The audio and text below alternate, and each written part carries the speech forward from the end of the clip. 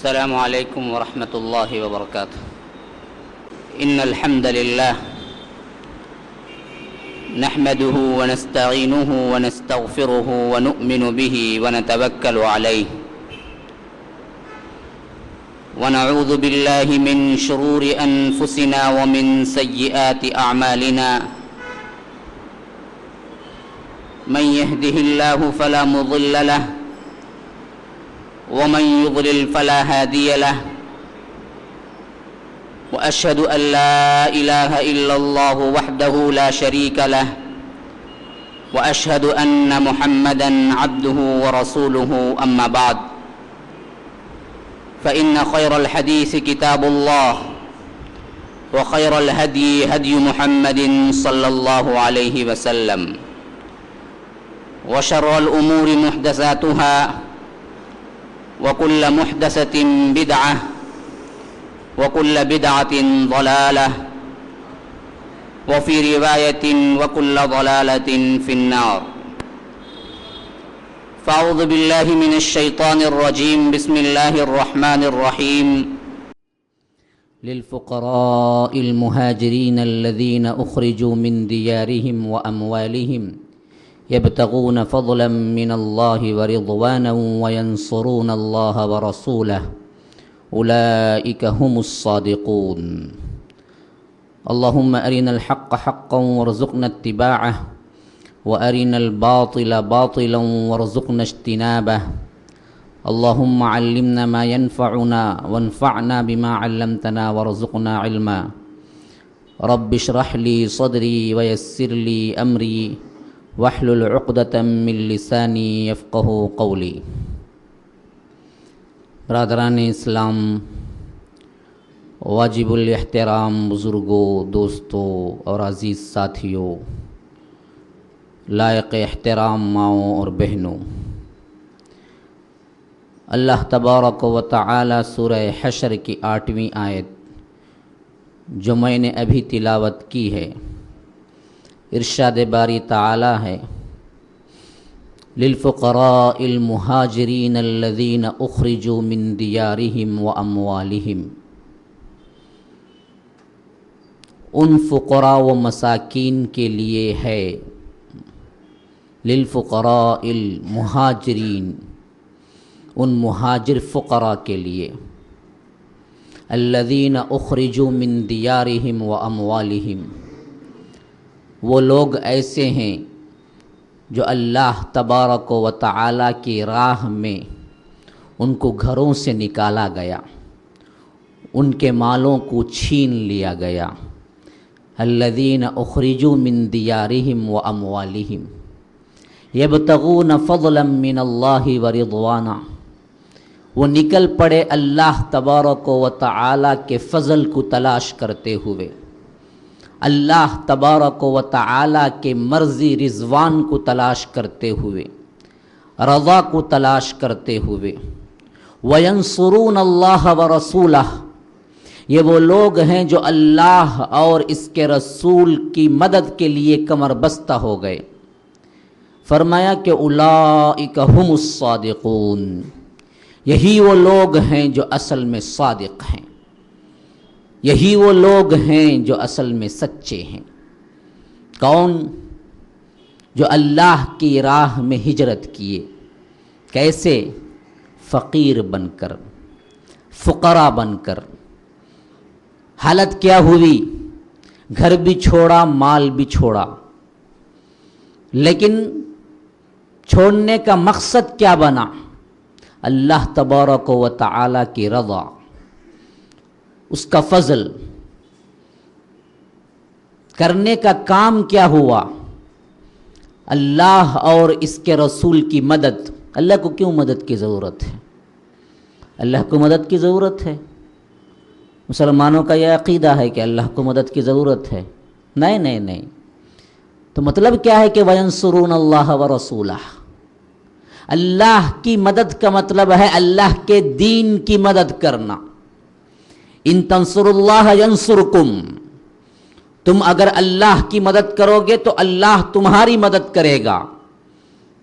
اللہ کو کائے کو مدد کی ضرورت ہے؟ اللہ کے دین کی مدد کرو گے تو اللہ تبارک و تعالی تمہارے مسائل کو حل کر دے گا. تم اس کے کام میں لگو گے تو تمہارے کام اللہ تبارک و تعالی کر دے گا. جس کے کام کو اللہ تبارک و تعالی کرنے کی ٹھان لے، اللہ تبارک و تعالی ذمہ داری لے لے تو اس کے کام ہو جاتے ہیں، لیکن خود اپنے کاموں کی ذمہ داری کوئی لیتا ہے اس کے کام پورے نہیں ہوتے. ہم اب دنیا کے اندر دیکھتے ہیں کہ اپنے کاموں کی ذمہ داری آپ خود اٹھائے ہوئے ہیں، تھوڑے سے ہوتے ہیں تھوڑے سے نہیں ہوتے ہیں، لیکن جب اللہ کے کاموں کے لیے تم اپنی ذمہ داری اٹھاؤ گے تو تمہارے کاموں کی ذمہ داری اللہ تبارک و تعالی اٹھا لے گا.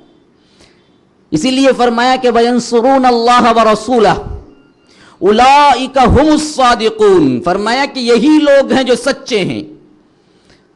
اب ذرا سوچ کے دیکھیے، ہجرت کس نے کی، گھر بار کس نے چھوڑا، اموال کو کس نے چھوڑا، کس نے اللہ کے رسول کی مدد کی، کون مکہ چھوڑ کے مدینہ پہنچے، کون گھروں کو چھوڑ دیا، کون فقیر بنے، کن کے لیے اللہ تبارک و تعالی ہم الصادقون کا خطاب دے رہا ہے. تمام کے تمام صفات کوئی عام مومنین کے بارے میں نہیں ہیں، یہ اصحاب رسول اللہ صلی اللہ علیہ وسلم کے شان میں ہے. فرمایا کہ للفقراء، ان فقیروں کے لیے، ان فقراء کے لیے ہے. کیا ہے؟ کس کی طرف اشارہ ہے کہ ان کے لیے یہ سب کچھ ہے؟ کیا ہے دراصل؟ مسئلہ سمجھ لیجئے. اللہ کے رسول صلی اللہ علیہ وسلم صحابہ کو لے کے جنگ کرتے ہیں. جنگ کرتے ہیں تو مال غنیمت ہاتھ آتا ہے، مال غنیمت بھی ہاتھ آتا ہے، شہادت بھی ہوتی ہے بہت سوں کی. جن کی شہادت نصیب نہیں ہے، فتح و کامرانی کے ساتھ واپس پلٹتے ہیں تو ان کو دنیا بھی ملتی ہے. قُلْ هَلْ تَرَبَّصُونَ بِنَا إِلَّا إِحْدَى الْحُسْنَيَيْنِ. جو بھی نکلتا ہے جہاد کے لیے اس کو دو حسنہ ہیں. حسنیین، کیا دو حسنہ ہیں؟ کیا دو خوبصورتیاں ہیں؟ ایک یا تو اس کو شہادت مل جائے گی تو حسنہ ایک یا تو وہ پلٹ کے غازی بن کے پلٹے گا تو اس کو مال غنیمت مل جائے گا. کسی معاملے میں خسارہ نہیں ہے. میری راہ میں نکلو، ہم تمہیں دونوں میں سے ایک کا تو وعدہ کرتے ہیں، یا تو شہادت یا تو مال غنیمت. اب یہ دیکھیے نا جی، جنگ کریں، مال غنیمت ہاتھ آئے تو اس میں کا 5واں حصہ اللہ کے رسول کے لیے اور اللہ تبارک و تعالی کے لیے، یعنی ان لوگوں کے لیے جو محتاج ہیں. اللہ کے رسول جہاں خرچہ کرنا چاہے وہاں کر سکتے ہیں. وَاعْلَمُوا أَنَّمَا غَنِمْتُمْ فِي شَيْءٍ فَأَنَّ لِلَّهِ خُمُسَهُ. 5واں حصہ. 4 حصے کیا کرتے؟ 4 حصے وہ سپاہی جو اس میں شامل ہوتے ان کو بانٹ دیا جاتا. یہ اسلام کا اصول ہے. اب ہوا یہ کہ اللہ کے رسول صلی اللہ علیہ وسلم صحابہ کو لے کے گئے، جنگ ہی ہوئی نہیں. اللہ کے رسول کا رعب اتنا، بس محاصرہ کیے، قریب پہنچ کے دشمن کے قلعے کو محاصرہ کیے، سراؤنڈنگ، بس اس نے ہتھیار ڈال دیے. کہا کہ اللہ کے رسول ہم آپ کی ہر بات کو مان لیتے ہیں. اب کیا ہو؟ کوئی جنگ نہیں، کوئی مسئلہ نہیں، صرف اور صرف کیا ہے؟ اللہ کے رسول کا پہنچنا. جنگ لڑیں گے، مال غنیمت بھی ملے گا، مال غنیمت تقسیم بھی ہوگا. لیکن یہ مال جو آیا تھا بغیر کسی جنگ کے، یہ ہے شریعت کی اصطلاح میں مال فے. اس کا نام ہے مال فے، بغیر کسی جنگ کے. یہ صرف اللہ کے رسول کا حق ہے، کسی اور کا نہیں. تو اللہ تبارک و تعالی نے جب یہ مال فے نازل ہوا، مال فے عطا ہوا، مال غنیمت نہیں، بغیر کسی جنگ کے مال، ما افاء اللہ علی رسولہ، مال فے، سورہ حشر میں تفصیلات ہیں. تو اللہ تبارک و تعالی نے اس کی تقسیم بندی کے بارے میں ارشاد کیا اللہ کے رسول کو کہ للفقراء، یہ مال فے ان لوگوں کے لیے ہے. کن کے لیے؟ الذین اخرجوا من دیارہم واموالہم، جو اللہ کے رسول سب کچھ چھوڑ چھاڑ کے پہنچ گئے آپ کے ایک فرمان پر. گھر مکے میں، مال مکے میں، یہاں تن ڈھانکنے کے لیے کپڑا نہیں ہے. ایسے جو آئے اور نیت کیا؟ مال غنیمت مل جائے گا، بعد میں عطا کر دیں گے، جاگیر دیں، بعد میں عطا کر دیں گے زمینیں، یہ ان کی نیت تھی؟ نہیں، اللہ تبارک و تعالی ہی کے لیے آئے بس. یبتغون فضلا من اللہ ورضوانا. تو اللہ تبارک و تعالی کس طرح دیکھیے اصحاب رسول اللہ صلی اللہ علیہ وسلم کی دنیا کو بھی محفوظ کر رہا ہے. ہاں عام خیال ہے ہمارا کہ دین کے کاموں میں لگیں گے تو دنیا ہماری برباد ہو جائے گی. عموماً ہم سنتے بھی ہیں کہ دنیا تو برباد کر لو لیکن آخرت بنا لو. ایک نظریے سے بھائی صحیح ہے، لیکن خدا کی قسم یاد رکھ لیجئے جو دین کے کاموں میں لگتا ہے کبھی اس کی دنیا برباد نہیں، اس کی حفاظت کی ذمہ داری تو اللہ لے لیتا ہے. آپ اپنی دنیا ویسے اچھی بنا نہیں سکتے جو اللہ تبارک و تعالی کے کاموں کے لیے وقف ہونے کے بعد آپ کی دنیا بھی اللہ بناتے. یہ اصحاب رسول اللہ صلی اللہ علیہ وسلم کیسے کیسے اللہ تبارک و تعالی نے انہیں انعامات سے نوازا ہے پتہ ہے. ابو ہریرہ کہتے ہیں کہ اپنی زندگی میں بھوک کی وجہ سے، بھوک کی، کھانا نہیں، کوئی اور وسائل نہیں کھانے کے لیے، بھائی کچھ نزدیک آ جائیں آنے والوں کو تکلیف نہ ہو.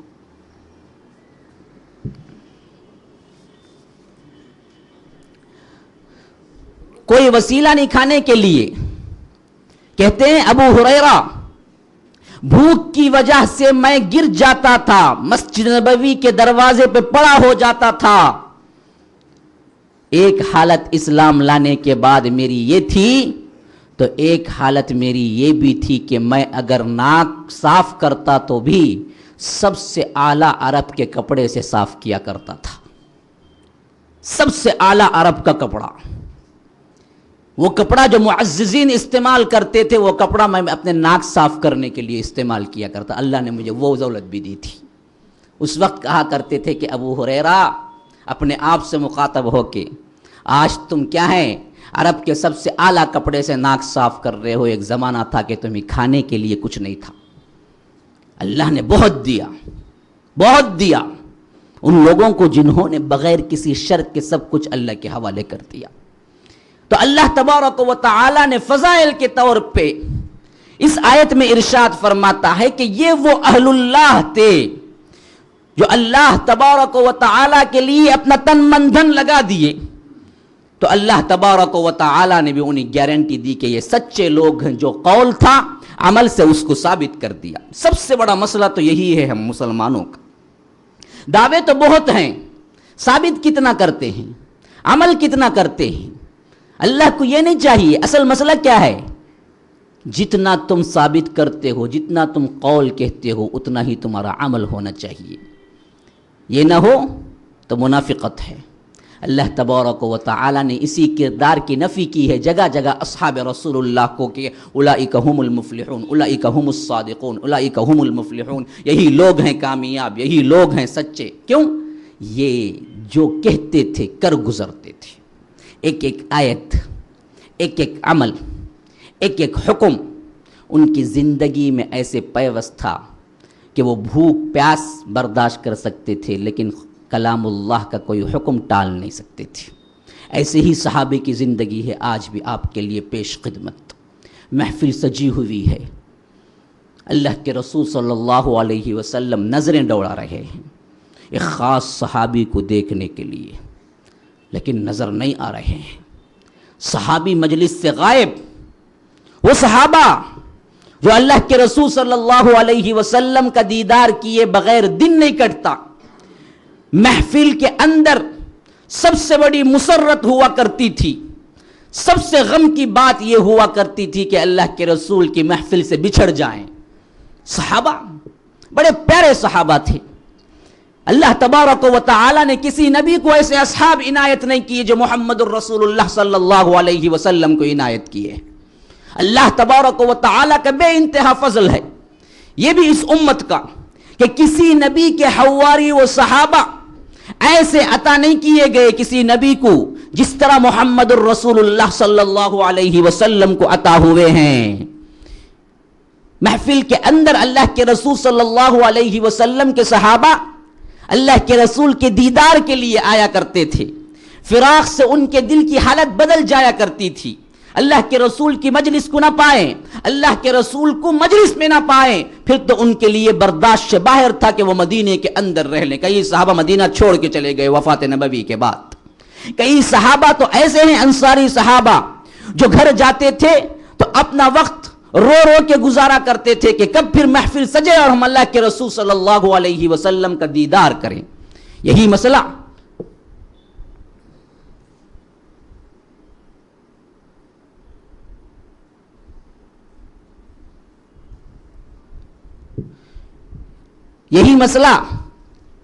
ایک صحابی کا ایسے بن گیا کہ اللہ کے رسول صلی اللہ علیہ وسلم آج تو دنیا میں نظر آ جا رہے ہیں، کب چاہتے ہیں ہم آ کے دیکھ لیتے ہیں، لیکن کل کیا ہوگا جب اللہ تبارک و تعالی اللہ کے رسول کو جنت کے اعلیٰ درجات میں رکھ دے گا۔ اگر ہم اپنے گناہوں کی پاداش میں کہیں دوسری جگہ چلے گئے، نہیں اللہ تبارک و تعالی اپنے اعمال ہی کو قبول کر کے اللہ تبارک و تعالی جنت بھی بھیج دے، تو کیسے اللہ کے رسول کا دیدار ہو؟ اللہ کے رسول تو اعلیٰ مقام پہ ہوں گے، ہم تو کیا ہیں بالکل ادنا مقام پہ ہوں گے۔ ایسی غم کی حالت طاری ہوئی کہ ہم حشر کے میدان میں پھر اس کے بعد جنت کے ماحول میں اللہ کے رسول صلی اللہ علیہ وسلم کو دیکھ نہ پائیں گے۔ روتے رہے سوچتے رہے حتیٰ کہ صبح سویرے جب آ کے ملاقات کی انصاری صحابی تو آنکھیں سوجی ہوئی، نیند نہ آئے تو کیا ہے چہرے سے ظاہر ہو جاتا ہے۔ اللہ کے رسول نے پوچھا کہ کیوں یہ حالت بنا رکھی ہے؟ فرمایا کہ ایک خیال اللہ کے رسول۔ کیا خیال ہے؟ کہا کہ دیکھیے دنیا میں تو ہم جب چاہتے ہیں، جب بھی دل تڑپتا ہے ہم آ کے آپ کا دیدار کر لیتے ہیں، لیکن میں سوچ رہا ہوں کل اگر اللہ تبارک و تعالی ہمیں جنت بھی پہنچا دے تو آپ کا مرتبہ تو بہت اعلیٰ ہوگا، ہمارا مرتبہ تو بہت ادنا ہوگا، ہم کیسے آپ کو دیکھ پائیں گے؟ آپ کا نہ دیکھنا تو ہمارے لیے سب سے بڑا کیا ہے؟ باعث غم و اندوہ ہوگا۔ اللہ کے رسول صلی اللہ علیہ وسلم یہ محبت دیکھ کے مسکرا پڑے، سوچ ہی رہے تھے کہ کیا کہیں۔ اللہ تبارک و تعالی ساتوں آسمانوں پر سے وحی نازل کر دی، وَمَن يُطِعِ اللَّهَ وَالرَّسُولَ فَأُولَئِكَ مَعَ الَّذِينَ أَنْعَمَ اللَّهُ عَلَيْهِم مِّنَ النَّبِيِّينَ وَالصِّدِّيقِينَ وَالشُّهَدَاءِ وَالصَّالِحِينَ وَحَسُنَ أُولَئِكَ رَفِيقًا۔ جو اللہ اور اس کے رسول کی اطاعت کریں گے اللہ تبارک و تعالی انہیں ساتھ شامل کر دے گا انبیاء کے ساتھ۔ وَمَن يُطِعِ اللَّهَ وَالرَّسُولَ فَأُولَئِكَ مَعَ الَّذِينَ أَنْعَمَ اللَّهُ عَلَيْهِم مِّنَ النَّبِيِّينَ وَالصِّدِّيقِينَ وَالشُّهَدَاءِ وَالصَّالِحِينَ۔ جو اللہ اور اس کی اطاعت، اللہ کے رسول اور اس کی اطاعت یہ اپنی زندگی کا محور بنا لے تو اللہ تبارک و تعالی باوجود ان کے سے اعمال نئے ہیں پھر بھی ان کی محبت، ان کی معیت، ان کی چاہت، ان کے نمونے کے طور پر اپنے آپ کو تبدیل کرنے کی تمنا، امید، اس کی وجہ سے اللہ تبارک و تعالی کیا کرے گا؟ انہی کے ساتھ ملا دے گا جن کی تمنا آپ رکھا کرتے تھے، ان کے سے عمل نہیں کیے ہیں۔ المرء مع من احب، جس سے محبت رکھتا ہے خواہ وہ مشرق و مغرب کے درمیان کی دوری کیوں نہ ہو، اللہ کے رسول نے کہا کہ حشر کے میدان میں اللہ تبارک و تعالی ان سے ملا دے گا۔ سوچنا چاہیے مسلمانوں کو کن سے محبت کر رہے ہیں؟ یہاں کے ایکٹر سے محبت کر رہے ہیں، یہاں کے وہ تھرکنے والیوں سے محبت کر رہے ہیں۔ محبت کا دعویٰ کن کے ساتھ ہے تمہارا؟ یاد رکھ لیجئے محبت کا دعویٰ جن کے ساتھ ہوگا، قلبی تعلق جن کے ساتھ ہوگا، انہی کے ساتھ کل حشر کے میدان میں اٹھایا جائے گا۔ اسی وجہ سے عبداللہ بن عمر کہا کرتے تھے، عبداللہ ابن عباس کہا کرتے تھے، خدا کی قسم نہ ہم نے اللہ کے رسول کے سے اعمال کیے، نہ ابو بکر کے سے اعمال کیے، نہ عمر کے سے اعمال کیے، نہ عثمان کے سے اعمال کیے، نہ علی کے سے اعمال کیے، یہ تو اعلیٰ مرتبے والے صحابی ہیں، لیکن خدا کی قسم ہم ان سے شدید محبت رکھتے ہیں۔ ان کے سے تو اعمال نہیں کیے لیکن ہم ان سے شدید محبت رکھتے ہیں، اور اسی محبت کے ناطے ہم امید کرتے ہیں کہ کل قیامت کے دن اللہ تبارک و تعالی ہمیں حضرت ابو بکر و عمر و عثمان و علی کے ساتھ ملا دے گا۔ اعمال تو نہیں کیے، محبتیں ان کے ساتھ ہیں۔ ایک صحابی نے پوچھا اللہ کے رسول قیامت کب آئے گی؟ فرمایا یہ سوال چھوڑو، وہ تو آنا ہی آنا ہے، لیکن تم نے کیا تیاری کی ہے؟ قیامت کب آئے گی یہ تو آنا ہی آنا ہے، لیکن تم نے بھی تیاری کی ہے کچھ اس کے لیے؟ کہا کہ اللہ کے رسول اس کے لیے تو میرے پاس پوری تیاری کہاں ہو سکتی ہے، ہاں اتنا ہے کہ میں آپ سے شدید محبت رکھتا ہوں۔ اللہ اکبر۔ صحابی نے کہا کہ تیاری تو مکمل ہماری نہیں ہو سکتی، لیکن اتنا تو ہے کہ میں آپ سے شدید محبت رکھتا ہوں۔ اللہ کے رسول نے کہا کہ ہاں یاد رکھو، جن سے محبت رکھتے ہو انہی کے ساتھ اللہ آپ کو اٹھائے گا۔ خدا کی قسم یاد رکھ لیجئے مسلمانوں، ہمیشہ محبت دل کے اندر رکھو اصحاب اور اللہ کے رسول کی۔ ہاں خدا کی قسم ان کے سے اعمال کبھی نہیں کر سکتے ہم، لیکن یہ بعید بھی نہیں کہ اللہ تبارک و تعالی ان کے محبت کے طفیل میں ہمیں ان سے ملا دے۔ ہاں ہم ان کے سے اعمال، ان کے اعمال کیا، ان کے اعمال کے گرد کو بھی پہنچ نہیں سکتے، لیکن ہو سکتا ہے کہ ان کی محبت کے ناطے اللہ تبارک و تعالی ہمیں ان سے ملا دے۔ اللہ تبارک و تعالی ہم سب کو جمع کر دے اصحاب رسول اللہ صلی اللہ علیہ وسلم کے ساتھ۔ محفل، میں بتا رہا تھا اللہ کے رسول کی محفل سے دوری صحابہ برداشت نہیں کر سکتے تھے، اس کے نمونے دیا تھا۔ محفل سے دوری ہو نہیں سکتی۔ ایک صحابی غائب، اللہ کے رسول ایک دن انتظار کیے، 2 دن، 3 دن، 4 دن، صحابی نظر نہیں آ رہے۔ کہا کہ کہاں ہیں یہ، بہت دن ہو گئے نظر نہیں آ رہے۔ سعد بن معاذ کھڑے ہوئے، کہا کہ اللہ کے رسول میں پتہ کرتا ہوں کیوں نہیں آ رہے ہیں۔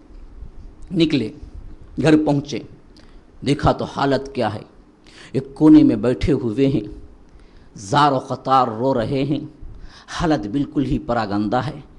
ایسی حالت ہے کہ بہت بڑا غم ان پہ ٹوٹ پڑا ہے۔ پوچھا کہ کیا ہوا آپ کو، آپ تو اچھے سے آ رہے تھے مجلس میں اور حالت یہ بنا رکھی ہے، کیا غم ہے آپ کو؟ کہا کہ کیا غم ہے اس کے علاوہ کہ وحی کے نزول کے وقت میں موجود تھا اس آیت کا، یا ایھا الذین آمنوا لا ترفعوا اصواتکم فوق صوت النبی ولا تجهروا له بالقول كجهر بعضكم لبعض ان تحبط اعمالكم وانتم لا تشعرون۔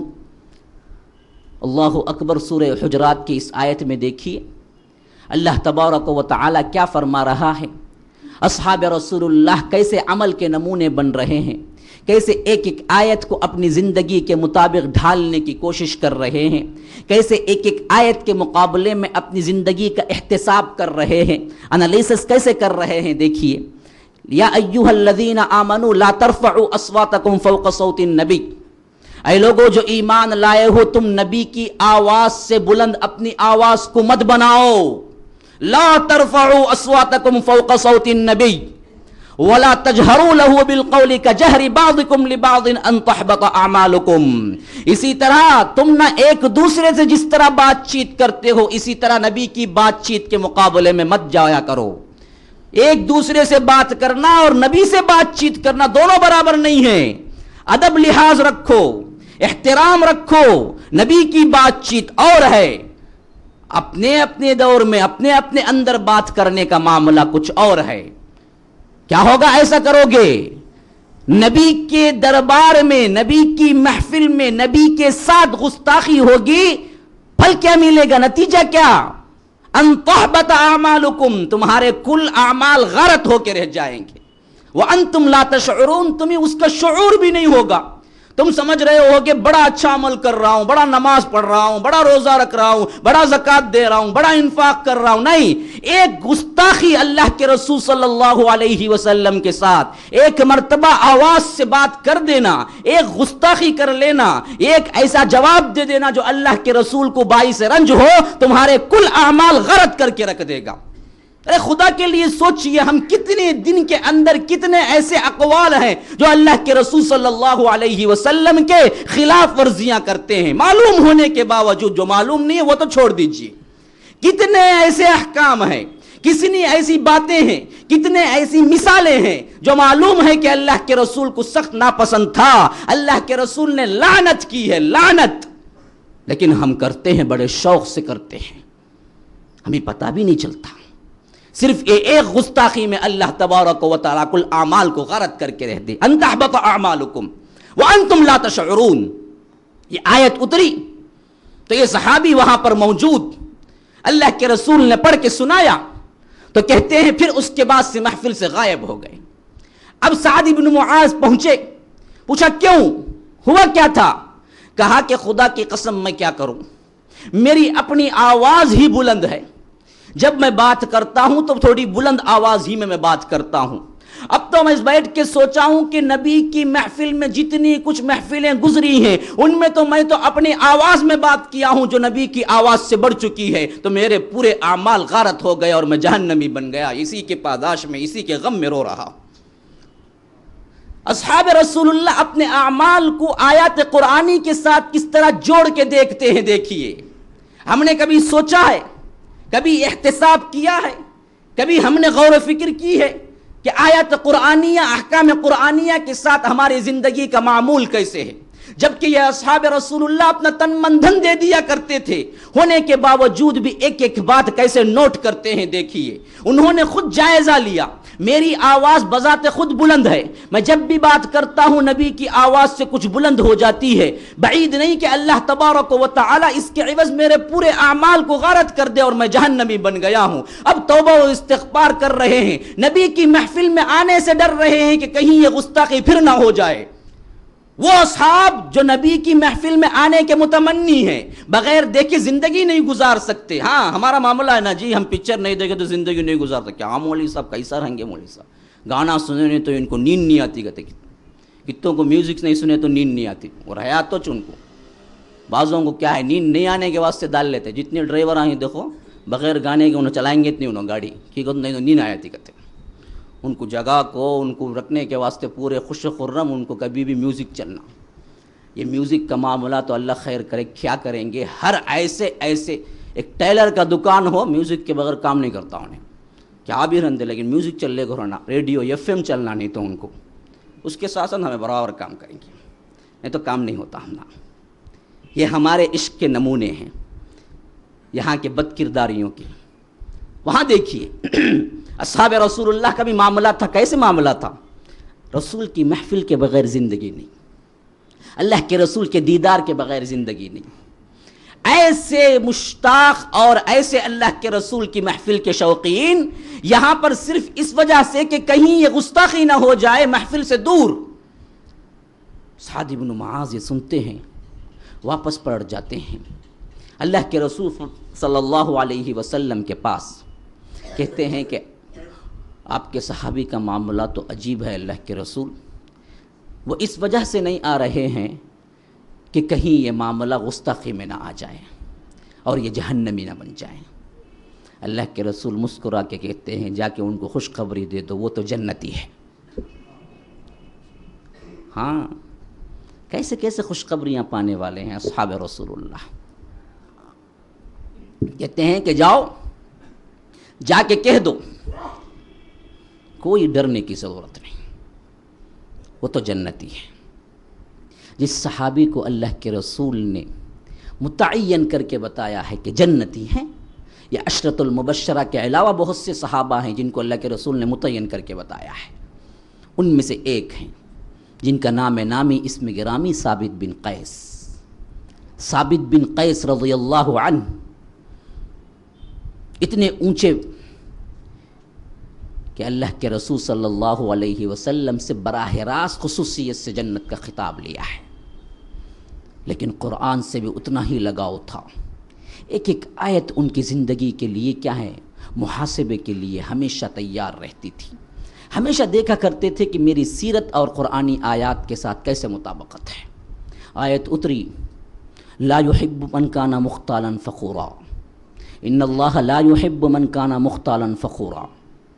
اللہ تبارک و تعالی کسی سے ایسے شخص سے محبت نہیں کرتا جو تکبر رکھتا ہو, جو فخر اختیار کرتا ہو, جو نام و نمود چاہتا ہو, جو تعریف چاہتا ہو, جو کام نہیں کیا ہو اس کام کی تعریف چاہتا ہو. یہ تمام معنی ہیں اس کے اندر. لا يحب من کان مختالا فخورا. اب تو کیا ہوا, زار زار رونے لگے۔ حضرت ثابت بن قیس اللہ کے رسول صلی اللہ علیہ وسلم کی مجلس میں پہنچے، کہا کہ اللہ کے رسول، مجھے بھی کئی مرتبہ ایسا اتفاق ہوا ہے کہ میں کسی کام کو کیا ہوں اور دل چاہا ہے کہ میری تعریف کی جائے۔ اللہ اکبر، سب کو ہوتا ہے، کون اس سے بچ سکتا ہے؟ یہ معاملہ تو ہر ایک کا ہے کہ جب بھی کوئی کام کرتا ہے کہ خود بخود اس کے اندر یہ چیز پیدا ہو جاتی ہے کہ تعریف کرے کوئی۔ کیسے کیسے سوچ ہے دیکھیے۔ یہاں تو دراصل ان منافقین اور کفار کے بارے میں بتلایا گیا جو فقر و کبر کے ساتھ انہوں نے بدر کے میدان میں جنگ کا مقابلہ کرنے کے لیے نکلے تھے، اس سلسلے میں یہ آیت اتری ہے۔ لیکن یہ صحابی اپنے اوپر منطبق کرتے ہوئے ڈر رہے ہیں، اور اللہ کے رسول صلی اللہ علیہ وسلم سے فرمایا کہ اے اللہ کے رسول، مجھے بھی اس کا اتفاق ہوا ہے کہ کبھی کبھی میرے دل کے اندر بھی یہ خواہش ہوئی ہے کہ کسی کام پر مجھے تعریف کر دی جائے، کہیں میں ان کے اندر تو نہیں آ رہا ہوں، کہیں اللہ تبارک و تعالی مجھ سے تو محبت نہیں کر رہا ہے، اس معاملے میں میرے اوپر تو منطبق نہیں ہو رہا ہے۔ اللہ کے رسول صلی اللہ علیہ وسلم نے تھپکی دی، کہا خوش ہو جاؤ ثابت بن قیس، پتہ ہے تم جو چاہتے ہو تعریف۔ اللہ اکبر، کتنا پیارا قول ہے، کتنی بلند مرتبے والی شخصیت ہے شخصیت۔ اللہ کے رسول صلی اللہ علیہ وسلم کہتے ہیں کہ ثابت بن قیس، تم جو تعریف چاہتے ہو اس تعریف کے ساتھ اللہ تبارک و تعالی تم سے محبت کرے، اور اللہ تبارک و تعالی تم سے اتنی محبت کرے کہ حتیٰ کہ تمہیں شہادت کا مرتبہ دے جائے اور شہادت کے بعد تم سیدھے جنت کو چلے جاؤ تو راضی ہو؟ تم جس طرح چاہتے ہو اپنے دل کے اندر وہ کام بھی ہو جائے تمہارے لیے، تمہیں اللہ شہادت بھی دے دے، شہادت کے بعد تمہیں جنت بھی دے دے، کیا تم اللہ سے اس معاملے میں راضی ہو؟ ڈرنے کی کوئی ضرورت نہیں۔ کہا کہ اللہ کے رسول، اس سے زیادہ مجھے اور کیا چاہیے؟ کہا کہ تم ایسے ہی ہو، تمہارے لیے یہ تعریفیں بھی ہوں گی جن دنیا کے اندر، اللہ کے رسول نے گارنٹی دی ہے، تمہاری تعریفیں ہوں گی، تمہیں آگے چل کے شہادت نصیب ہوگی، اور شہادت کے بعد تمہیں جنت بھی ملے گی، تم راضی ہو اس پہ؟ کہا کہ اللہ کے رسول، اس سے بڑھ کے کیا ہے؟ فرمایا کہ تم انہی میں سے ہو۔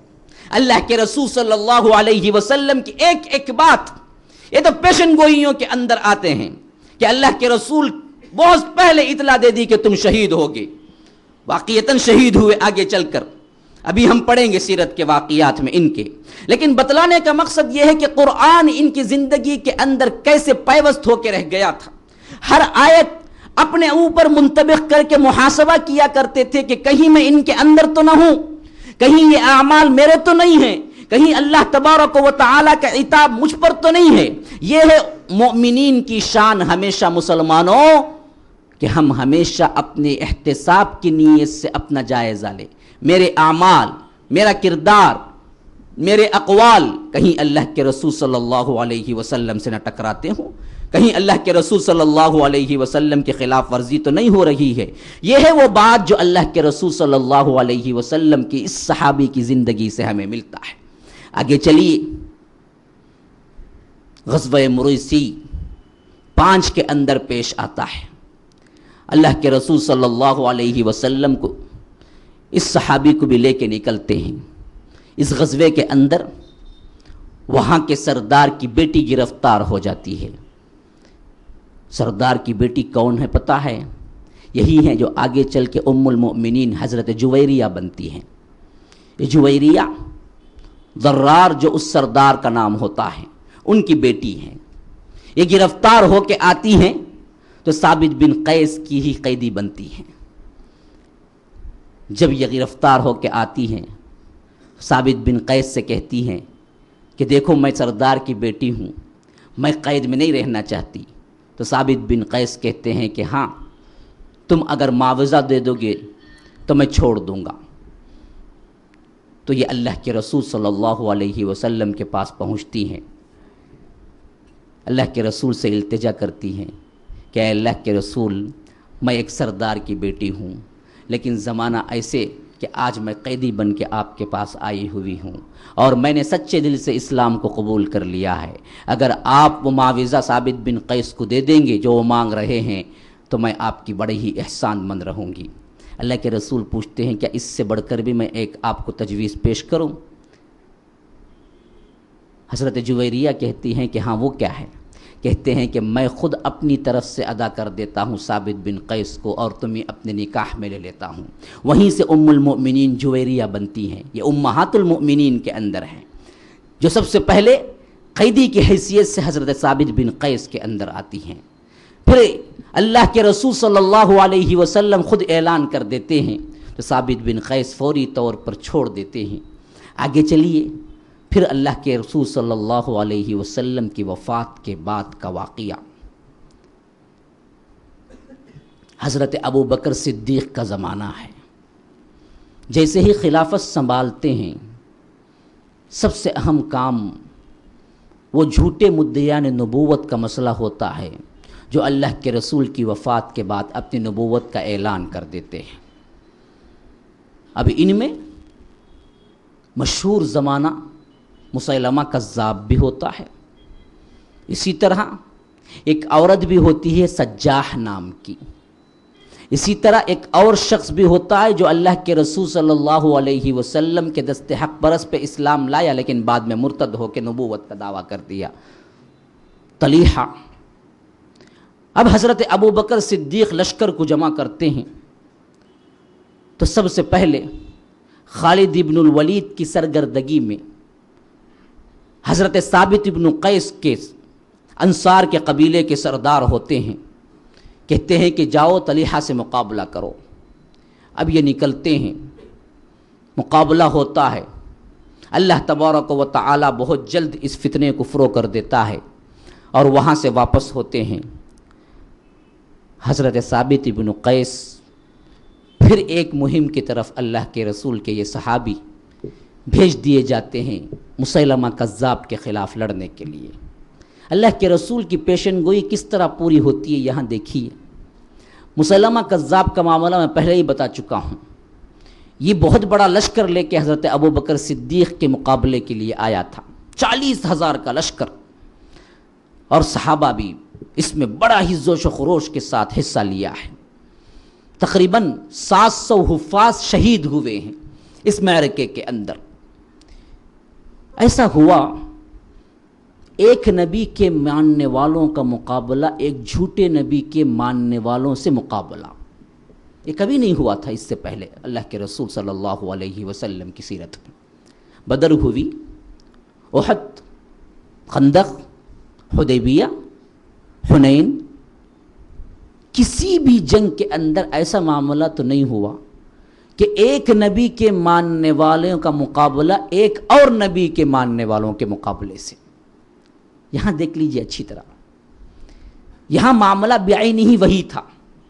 یہ اللہ کے رسول صلی اللہ علیہ وسلم کے صحابہ سچے نبی کے ماننے والے، وہاں مقابلہ بھی نبی ہی کے ماننے والوں سے تھا لیکن جھوٹے نبی کا ماننے والے، لیکن معاملہ نبی کے ماننے والوں سے تھا۔ اسی وجہ سے ہم دیکھتے ہیں تاریخ کے اندر اس طرح کا مقابلہ کبھی نہیں ہوا ہے، سخت ترین مقابلہ۔ حتیٰ کہ ایسا موقع بھی آیا ہے کہ یہ بدبخت لوگ جو مسیلمہ کے ساتھ تھے، ایسا حملہ کیا صحابہ پر کہ ایک مرتبہ ایسے ہوا کہ صحابہ پیچھے ہٹنے لگے۔ اللہ اکبر! بدر و حنین کے وہ صحابہ جنہوں نے مشرکین کے لیے سب سے بڑا کیا ہے مسئلہ، سب سے بڑا ناکوں چنے چبوا دیے تھے، یہاں معاملہ یہ ہوا کہ ایک مرتبہ صحابہ بھی پیچھے ہٹنے لگے۔ حضرت ثابت بن قیس کے لیے یہ بڑے ہی غم کی بات تھی، وہ اٹھے اور تقریر کی ہے اس وقت، اور یہ بہت بڑے مقرر ہیں، خطیب رسول اللہ صلی اللہ علیہ وسلم ہے۔ ہاں، کون ہے یہ؟ خطیب رسول اللہ صلی اللہ علیہ وسلم، اللہ کے رسول صلی اللہ علیہ وسلم کے دور کے خطیب ہیں۔ جہاں کہیں خطبہ دینا ہوتا، جہاں کہیں بلند آواز سے کوئی تقریر کرنی ہوتی، اللہ کے رسول صلی اللہ علیہ وسلم ثابت ابن قیس کو بلاتے، اور یہ ثابت ابن قیس ہی وہ ہیں جب بنو تمیم کے قبیلے کے لوگ آئے 9 ہجری کے اندر ایک قافلہ آیا، یہ عام الوفود تھا، وفود کا بڑے بڑے جماعتوں کا اس سال میں ورود ہوا ہے، بہت سے آئے ہیں اللہ کے رسول کے پاس اور اسلام قبول کیا ہے۔ تو ایک قبیلہ آیا، کہا کہ اللہ کے رسول دیکھو اسلام بعد میں لائیں گے، سب سے پہلے ہم آپ کے ساتھ مقابلہ کریں گے۔ اللہ کے رسول نے پوچھا کہ کتنے مقابلہ کرو گے؟ کہنے لگے کہ دیکھو ہم شعر و شاعری میں بہت ہی بہترین انداز میں شعر و شاعری کرتے ہیں، اسی طرح ہمارا نسب کیا ہے، ہمارے تقاریر بہت بلند ہیں، تو اس کا مقابلہ کرو گے، پھر اس کے بعد ہم اسلام لائیں گے۔ اللہ کے رسول نے کہا کہ میں فخر جتانے کے لیے شعر کہنے کے لیے نہیں آیا ہوں، میرا کام نہ فخر جتانا ہے نہ شعر کہنا ہے، لیکن تم اگر مقابلے کے لیے بلاتے ہو تو اس میں بھی کم نہیں ہو۔ ہاں، مقابلے کے لیے بلا رہے ہو تم، اس میں بھی میں کم نہیں ہوں، بلاؤ تم بھی مجلس سجاؤ، میں بھی مجلس سجاتا ہوں۔ انہوں نے مسجد نبوی کے اندر مجلس سجی ہے۔ اقرع ابن حابس بعد میں صحابی بنے ہیں، لیکن اس وقت وہ گروہ کے لیڈر ہیں۔ انہوں نے کہا کہ اب شروع کیجئے بات کو، کہا کہ تم پہلے اپنے خطیب کو بلاؤ۔ ان کی طرف سے ایک خطیب آیا، بڑا ہی بہترین انداز کا، بڑا ہی بہترین بات کرنے والا، فصاحت و بلاغت کے دریا بہا دیے۔ ایسے ہی موقع پہ اللہ کے رسول نے فرمایا کہ ان من البیان لسحرا، واقعتاً بعض بیان جادو ہوتا ہے، یعنی ایسا ہوتا ہے کہ سننے والے پہ محویت طاری کر دیتا ہے، بعض بیان ہوتے ہیں۔ تو اس نے بھی کیا ہے، بڑا ہی بہترین خطبہ دیا، اپنا نسب جھاڑا، اپنے بارے میں بڑے بڑے فخر کی باتیں کہی، ہمارے پاس خزانے ہیں، سونے چاندی ہیں، ہم یوں لٹاتے ہیں، ہم یوں کرتے ہیں، یوں کرتے ہیں۔ جا کے بیٹھ گیا، کہا کہ اللہ کے رسول آپ کا بھی کوئی خطیب آئے، ہم دیکھتے ہیں کون آتا ہے، ہمارے جواب دے، ہمارا تقریر کا توڑ کرے۔ اللہ کے رسول نے یوں نظر اٹھا کے کہا کہ ثابت بن قیس جاؤ تم مقابلہ کرو۔ ثابت بن قیس آگے بڑھے، سب سے پہلے اللہ کی حمد کی۔ یاد رکھ لیجئے یہ اللہ کی حمد کرنا ہے نا، ایسی بات ہے، ایسی فصاحت و بلاغت کے الفاظ ہیں جو ہم آج روز سنتے ہیں۔ ان الحمد للہ نحمده ونستعینه ونستغفره ونؤمن به ونتوکل علیہ ونعوذ باللہ من شرور انفسنا ومن سیئات اعمالنا من يهده الله فلا مضل له ومن يضلل فلا هادي له۔ یہ ہے نا، یہ ایسے فصاحت و بلاغت کے الفاظ ہیں کہ عرب سنتے تھے تو بڑے بڑے ایسے لوگ بھی ہیں صرف یہ حمد سن کے اسلام قبول کیے ہیں۔ ہمیں پتہ نہیں ہے اس کی چاشنی، ہمیں معلوم نہیں ہے، ایسے الفاظ ہیں۔ اور سب سے بڑی فصاحت و بلاغت کی بات کیا ہے؟ اللہ تبارک و تعالی کی حمد ہے۔ دیکھیے نا، کلام کا مجموعہ، فصاحت و بلاغت کا مجموعہ، اللہ کا کلام کہاں سے شروع ہو رہا ہے؟ الحمدللہ رب العالمین۔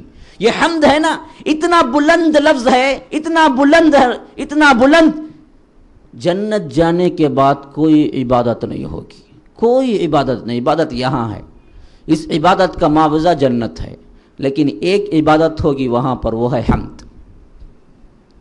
وہاں حمد کرے گا بندہ، اللہ کی حمد کرے گا، اللہ کا شکر بجا لائے گا۔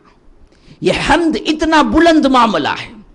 تو ثابت بن قیس سب سے پہلے اللہ کی حمد کرتے ہیں، کہتے ہیں کہ اللہ تبارک و تعالی نے ہمیں جاہلیت سے نکالا، اللہ کے رسول صلی اللہ علیہ وسلم کے صحابہ بنایا، اللہ کے رسول صلی اللہ علیہ وسلم کے وزراء بنایا، ہم اسی پہ سب سے بڑا فخر کرتے ہیں۔ اور کیا فخر چاہیے ہمیں؟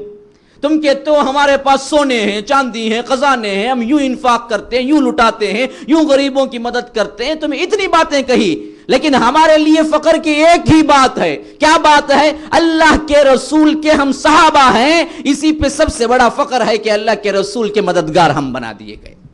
اس سے بڑا اور کوئی فخر کی بات نہیں ہے۔ یہ کہے جا کے بیٹھ گئے، پھر کہا اچھا ہم شاعر کو پیش کرتے ہیں۔ ان کی طرف سے شاعر آیا، بڑے بلیغ پیرائے میں اشعار کہے، چلا گیا، جا کے بیٹھ گیا۔ اللہ کے رسول نے اپنی محفل سے خطاب کیا حسان بن ثابت کو، کہا کہ حسان آگے آؤ، شعر کہو۔ انہی کے بارے میں اللہ کے رسول نے فرمایا کہ جب یہ شعر کہنے کے لیے سیٹ پہ بیٹھتے نا، جبرائیل مدد کے لیے آ جاتے ہیں مسجد نبوی کے اندر۔ یہ حسان بن ثابت ایسے شاعر ہیں، ان کے لیے خصوصی سیٹ مجلس میں بٹھائی جاتی، اللہ کے رسول کی مجلس میں خصوصی سیٹ۔ جب بیٹھتے تو اللہ کے رسول کہتے کہ اب کیا ہے، جبرائیل مدد کے لیے ہیں حسان کے، اب یہ اشعار کہیں گی۔ ایسے توڑ کا جواب دیے، فوری طور پر جیسے ہی مجلس ختم ہوئی، اقرا ابن حابس نے کہا کہ اے اللہ کے رسول، خدا کی قسم آپ کا خطیب ہمارے خطیب سے، آپ کا شاعر ہمارے شاعر سے بہت بلند ہے، ہم اسلام قبول کرتے ہیں۔ یہ ہے خطیب رسول اللہ جب وہاں پہ کھڑے ہوئے ہیں جنگ یمامہ میں، پلٹ کے کہا کہ مسلمانوں یہ کردار تو بدر حنین کا کردار نہیں ہے، ہم نے اللہ کے رسول کے زمانے میں ایسی جنگیں نہیں کی ہیں، ہم نے کبھی پیٹ نہیں دکھائی، ہم کبھی پیچھے نہیں ہوچے، ہم کبھی ہزیمت نہیں اٹھائے، یہ کیا کردار ہے کہ تم پلٹ کے آ گئے ان مسیلمہ کذاب کے سپاہیوں کے مقابلے میں، یہ کبھی نہیں ہو سکتا ہے۔ آؤ چلو آج میں ایک کردار تمہیں پیش کرتا ہوں۔ آگے بڑھے، کفن کا کپڑا لیا، اپنے طور پر خود ہی کفن باندھا، اور وہ کفن پہ ایک خاص قسم کے، ہمارے پاس بھی ہیں جی وہ خاص عطر، ہم کیا ہیں کفن کے لیے استعمال کرتے، اسی طرح خاص حنوط تھے اس زمانے میں کفن کو لگانے والے عطر، اس حنوط کو لیا اور وہ حنوط مل لیا، گویا کہ یہ اعلان تھا کہ میں اب کفن کے لیے تیار ہو گیا، میں اب مرنے کے لیے تیار ہو گیا۔ کفن پہنا، حنوط ملا، کہا کہ مسلمانوں یہ دیکھو اس طرح ہم لڑا کرتے ہیں۔ پھر تلوار اٹھائی، ایک جماعت کو لیا، ایسا مقابلہ کیا کہ دشمنوں کی صفوں کو صفیں توڑتے ہوئے آگے بڑھتے چلے گئے، اور ایسا مقابلہ کیا کہ تیروں اور تلواروں کے زخموں کے ساتھ جھلی ہو کے گرے اور وہاں پر کیا ہے شہادت پائی۔ مسلمانوں کا یہ حوصلہ دینا تھا کہ واقعتاً مسلمان بھی آگے بڑھے ہیں، مقابلہ کیا ہے۔ لیکن معاملہ یہ ہوا کہ جب یہ شہید ہوئے تھے تو ان کے بدن پہ ایک بہترین زرہ تھی، بڑی ہی قیمتی زرہ۔ زرہ پتہ ہے؟ زرہ پتہ ہے؟ تلوار اور نیزے کے وار سے بچانے کے لیے لوہے کا ایک لباس ہوتا ہے، اس کو زرہ کہتے ہیں، یہ پہنا جاتا ہے جنگوں میں۔ تو ان کے بدن پہ ایک بہترین زرہ تھی۔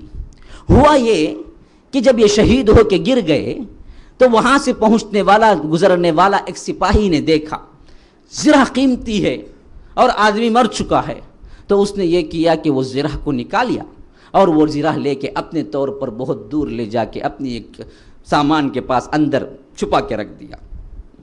انس بن مالک روایت کرتے ہیں دوسرے دن ایک اور اسی لشکر کے سپاہی کے خواب میں حضرت ثابت ابن قیس آئے۔ حضرت ثابت ابن قیس، یہ خواب کی خالی خلی باتیں نہیں ہیں، بالکل روایتوں کے ساتھ بیان کر رہا ہوں۔ انس بن مالک روایت کرتے ہیں دوسرے دن اسی لشکر کے ایک سپاہی کے خواب میں آئے ثابت ابن قیس۔ اسی وجہ سے تاریخ میں مشہور ہے کہ کسی نے وصیت اس طرح پوری نہیں کی جس طرح ثابت ابن قیس نے اپنی وصیت کو پورا کیا۔ تو دوسرے لشکر کے سپاہی کے خواب میں آ کے کہتے ہیں کہ دیکھو میں کل شہید ہوا تھا اور میرے جسم پہ بڑی ہی بہترین زرہ تھی، اور یاد رکھو یہ خواب سمجھ کے ضائع نہ کر دینا۔ اب میں تمہیں بتاتا ہوں، میری زرہ فلاں جگہ پر رکھی ہوئی ہے اور اس سپاہی نے اس کو چھپا دیا ہے، تم کل سویرے خالد ابن الولید کے پاس اس بات کو پہنچانا اور اس جگہ سے اس زرہ کو نکلوانا، پھر یہ زرہ لے کے جب پہنچنا مدینہ، ابو بکر صدیق کے پاس پہنچنا، خلیفۃ المسلمین کو سلام کہنا اور یہ زرہ عطا کر کے کہنا کہ مجھ پہ بہت زیادہ قرض ہے، اس زرہ سے ادا کر دیں، اور اس کے بعد وہ فلاں غلام میرا ہے اس کو آزاد کر دیں، پھر اس کے بعد کیا ہے میں چھٹکارا پا جاؤں۔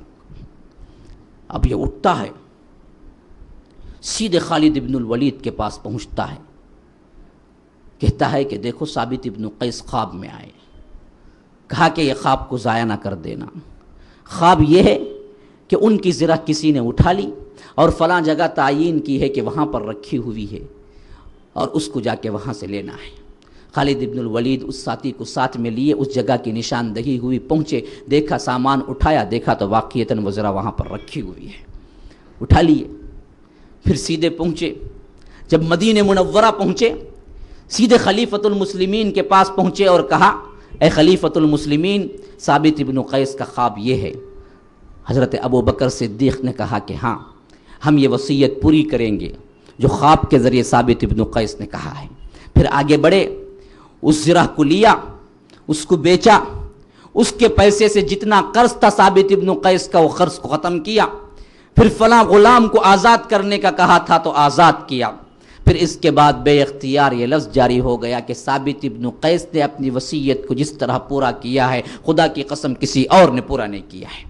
کیسے اللہ تبارک و تعالی اپنے شہیدوں کی لاج رکھ لیتے ہیں، کیسے اپنے اللہ والوں کے وہ احوال جو پورے نہیں ہوئے تھے دنیا کے اندر پورے کر دیتے ہیں۔ یاد رکھ لیجئے یہ دراصل اللہ تبارک و تعالی کے ان لوگوں کے لیے ہیں جو اپنا تن من دھن اللہ کے لیے لگاتے ہیں، تو اللہ تبارک و تعالی ان کی کسی خواہش کو رد نہیں کرتے، ان کے کسی قسم کو نہیں توڑتے، ان کے کسی وعدے کو نہیں ٹالتے۔ یہاں پر دیکھیے اللہ تبارک و تعالی نے کس طرح خواب کو ذریعہ بنایا۔ ہاں سچے خواب بعینی ہی ہو سکتے ہیں۔ اللہ کے رسول صلی اللہ علیہ وسلم نے فرمایا کہ نبوت تو ختم ہو گئی لیکن نبوت کا 46واں حصہ باقی ہے۔ پوچھا گیا کیا اللہ کے رسول؟ فرمایا کہ وہ مبشرات ہیں۔ فرمایا کیا مبشرات ہیں؟ اللہ کے رسول صلی اللہ علیہ وسلم نے فرمایا کہ سچے خواب ہیں، یہ باقی ہیں مومن کی رہنمائی کے لیے۔ فرمایا الا ان اولیاء اللہ لا خوف علیہم ولا هم يحزنون الذین آمنوا وكانوا يتقون لهم البشرى في الحیاة الدنیا وفي الآخرہ، کہ آگاہ ہو جاؤ اللہ تبارک و تعالی کے جو دوست ہیں ان کے لیے نہ کوئی خوف ہے نہ ان کے لیے کوئی غم ہے۔ وہ کون لوگ ہیں؟ جو ایمان لاتے ہیں، تقوی کی روش اختیار کرتے ہیں، تو ان کے لیے کیا ہے؟ دنیا کے اندر بھی بشارتیں ہیں، آخرت کے اندر بھی بشارتیں ہیں۔ صحابہ بیان کرتے ہیں ہم نے سوال کیا اللہ کے رسول سے لہم البشرى فی الحیات الدنیا وفی الآخرہ، آخرت کی بشارتیں تو ہمیں معلوم ہیں، وہ تو جنت کے انعامات ہیں، وہ تو جنت کے باغات ہیں۔ اے اللہ کے رسول یہ دنیا کی بشارتیں کیا ہیں؟ دنیا میں کیا بشارتیں ہوتی ہیں اللہ والوں کو؟ اللہ کے رسول صلی اللہ علیہ وسلم نے فرمایا ترمذی کی روایت کے مطابق فرمایا کہ یہ سچے خواب ہیں جو اللہ تبارک و تعالی مومن بندوں کو ان کے لیے دکھاتے ہیں یا ان کے لیے کسی اور کو دکھلاتے ہیں۔ ثابت ابن قیس یاد رکھ لیجئے انہی لوگوں کے اندر شامل ہے۔ کیسے کیسے اللہ تبارک و تعالی مدافعت کرتا ہے اپنے اللہ والوں کی، جو اپنا تن من دھن لٹاتے ہیں، جو صالح بن کے زندگی گزارتے ہیں۔ آپ کو پتہ نہیں ہے وہ واقعہ، میں اشارتاً کہہ دیتا ہوں، وقت نہیں ہے۔ جب موسیٰ کے ساتھ حضرت خضر کا معاملہ ہوا تھا، جب ساتھ میں گئے تھے، وہاں پر ایک دیوار تھی جو گر رہی تھی، جو گرا چاہتی تھی۔ وَأَمَّا الْجِدَارُ فَكَانَ لِغُلَامَيْنِ يَتِيمَيْنِ وَكَانَ فِي الْمَدِينَةِ تَحْتَهُ كَنْزٌ لَهُمَا وَكَانَ أَبُوهُمَا صَالِحًا فَأَرَادَ رَبُّكَ أَنْ يَبْلُغَ أَشُدَّهُمَا وَيَسْتَخْرِجَ كَنْزَهُمَا رَحْمَةً مِّن رَّبِّكَ وَمَا فَعَلْتُهُ عَنْ أَمْرِي ذَلِكَ تَأْوِيلُ مَا لَمْ تَسْتَطِعْ عَلَيْهِ صَبْرًا۔